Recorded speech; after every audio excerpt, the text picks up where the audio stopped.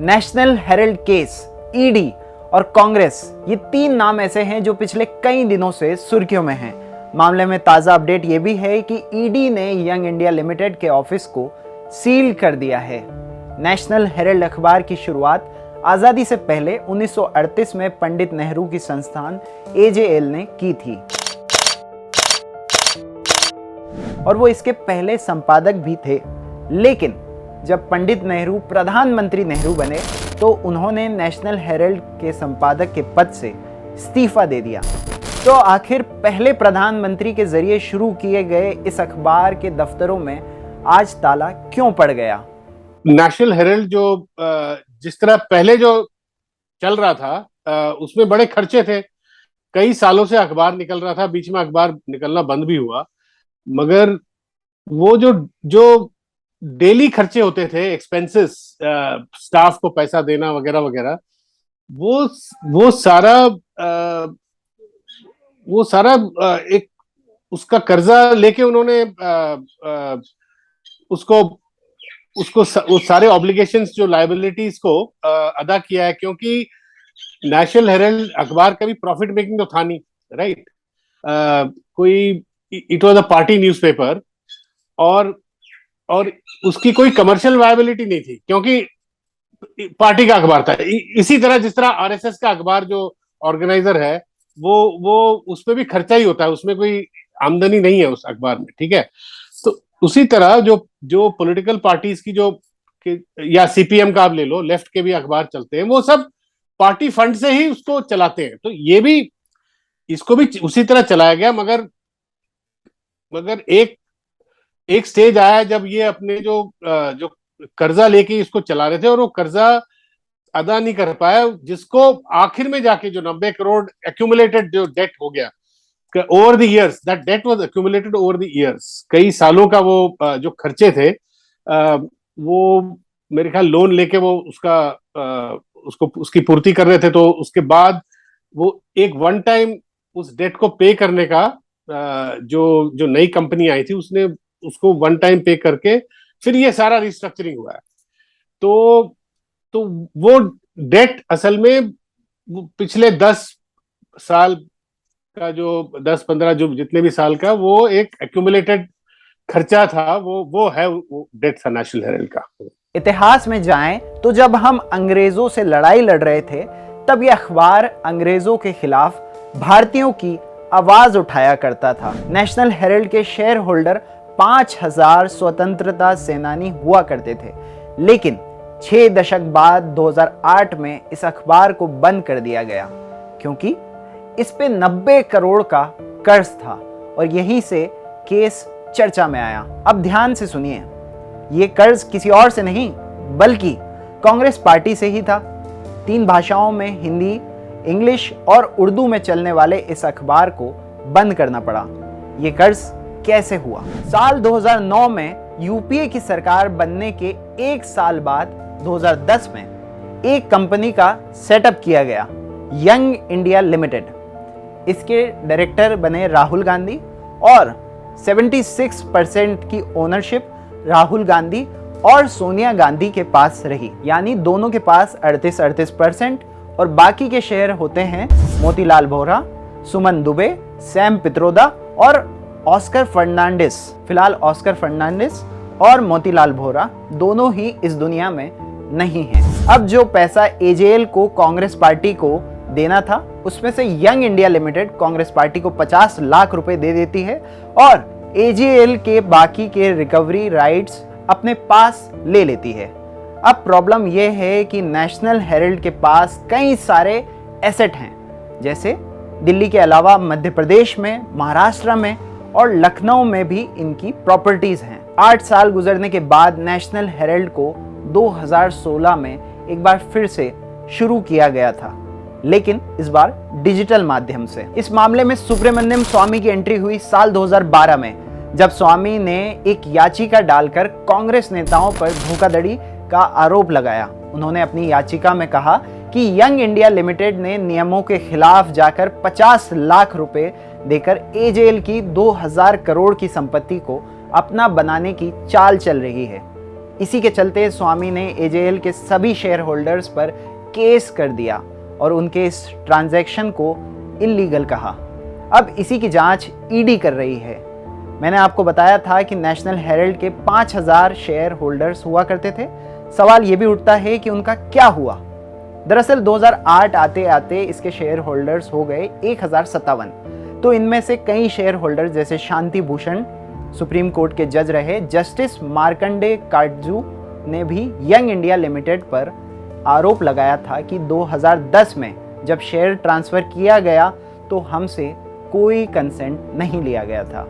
अब मामले की जांच चल रही है, आगे क्या होगा हम आपको अपडेट्स देते रहेंगे। आइए एक्सपर्ट से भी थोड़ा जानते हैं कि वो इसमें क्या राय रखते हैं। ये पहले एक ट्रस्ट था, बाद में नॉन प्रॉफिट कंपनी में तब्दील हुई, यंग इंडिया जैसे आप बता रहे हैं।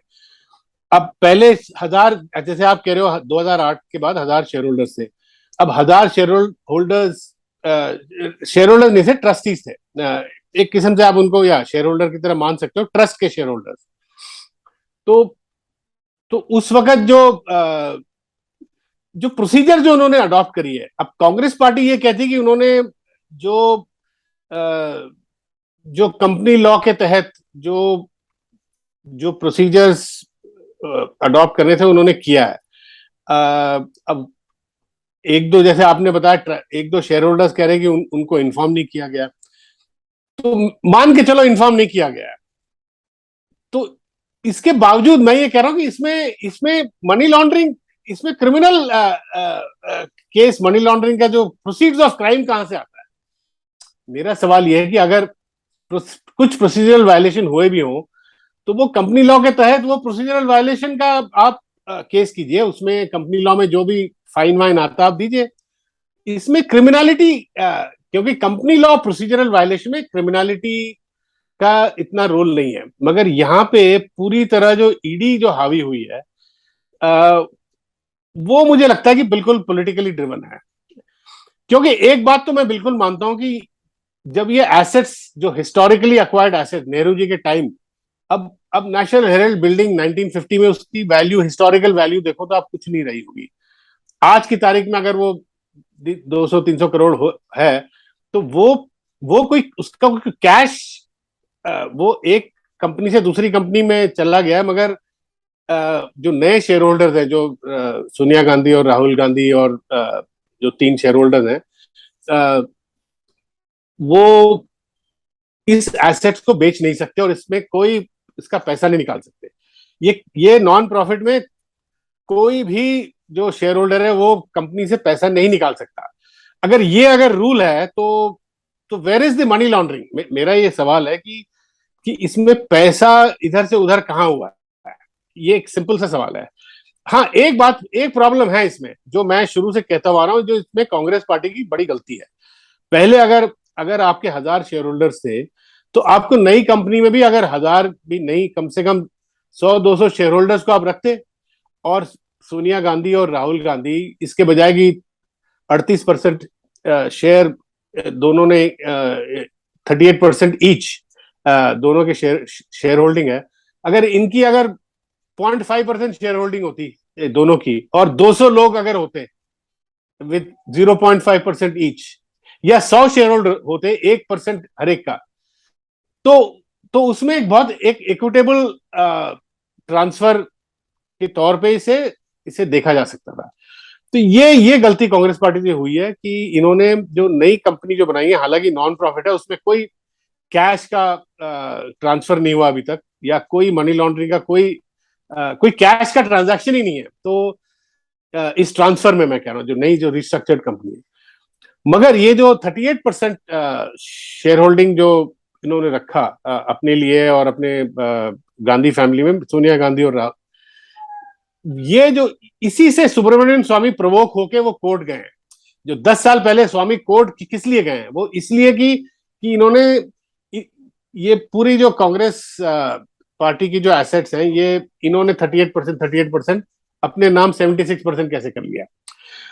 हालांकि ये बात सही है कि उसमें वो एसेट्स को बेच नहीं सकते और उसमें से कुछ आप ले सकते हैं, मगर द फैक्ट दैट उन्होंने ये 38% अपने आप को दिया और अपने बेटे को दिया, सोनिया जी ने 38 अपने लिए रखा और उसमें थोड़ा सा मुझे उससे प्रॉब्लम है। वो अगर जो 100 200 300 लोग कांग्रेस के जो पुराने, खैर कई तो चले गए, पहले 1000 शेयर होल्डर थे, उसमें से कई तो कांग्रेस से एसोसिएशन भी नहीं है, तो उनको आप नोटिस देके हटा देते और जो नए जो शेयर होल्डर्स थे उनको बराबर अगर शेयर होल्डिंग बांट देते तो मेरे ख्याल से ये कंट्रोवर्सी नहीं उठता। और जहां तक ईडी का सवाल है, ईडी तो प्योरली एक पॉलिटिकल टूल की तरह इस्तेमाल हो रहा है। ये इस केस को 10 साल हो गए।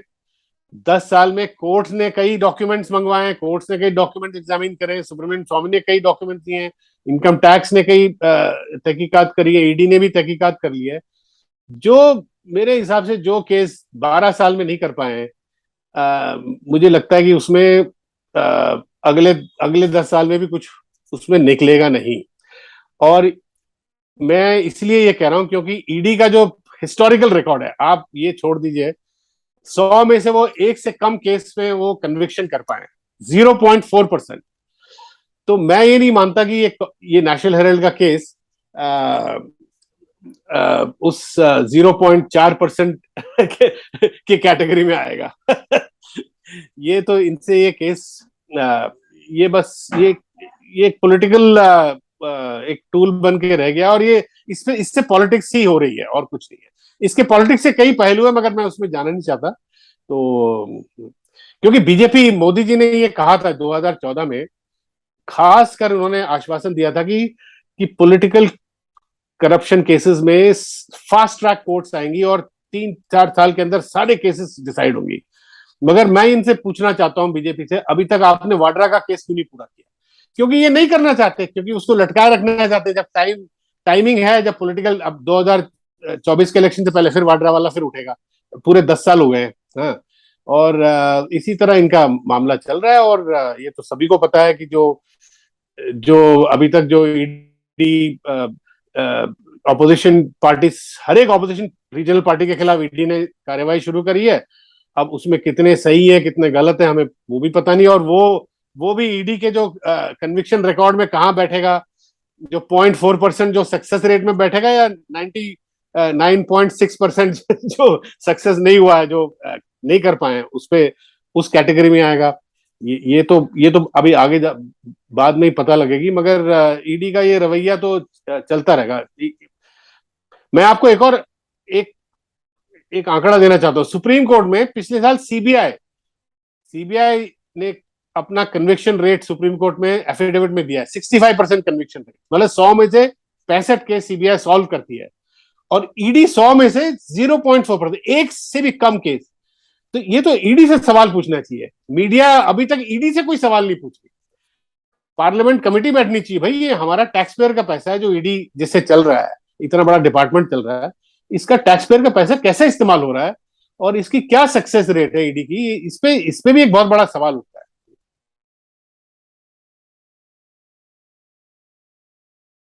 Get a sneak peek of exclusive content before everyone else. For channel members only. Memberships start at ₹89. Hit the join button below.